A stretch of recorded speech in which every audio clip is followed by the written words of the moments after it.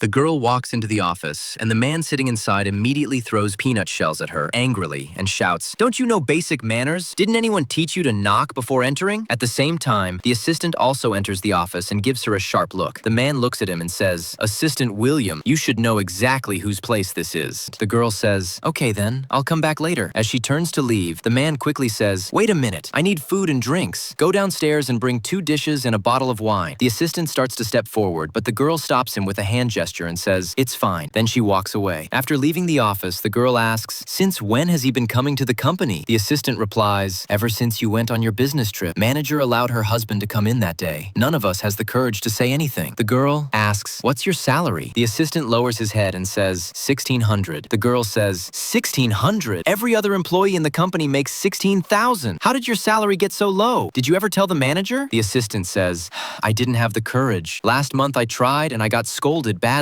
I thought if I went again, I might even lose my job." The girl says, "The manager is really going too far. I'll talk to her today for sure." The girl enters the office carrying food. The man is showing off on the phone. "Time or money, I never run short. Going to Bali? Just let me know." "Okay, bye." The girl starts putting the food down to leave, and he shouts again, "Wait, can't you see the floor is dirty? Go get a broom and clean it." The girl asks, "What did you just say?" He stands proudly and says, "Didn't you hear me? I said clean it. Junior employees like you are here to do this kind of work." The girl asks, "Do you come here like this every day? Aren't you afraid the boss will find out?" He casually, "What boss? This whole building belongs to my wife." The girl asks, "Your wife is just an ordinary manager. How does she have this much power?" He says, "Ordinary? Ha! Do you know Assistant Wang? One time he didn't listen to me. My wife said one word and he was immediately fired." The girl in awe says, impressed, "Wow, your wife really is powerful. Looks like you've started thinking of yourself as the king. Now you have 2 choices. Either call your wife immediately and bring her here, or leave this place right now." He shouts, "What do you think you are? You want me to call my wife? Do you think she'll come just because you said so?" The girl says, "Fine, if you won't do it, I will." She takes out her phone, but he rushes forward, grabs it and says, "You're not calling my wife. I'll do it myself." He dials the number and says, "Hello, Nyla? There's a rude woman here causing trouble. Come quickly." He hangs up and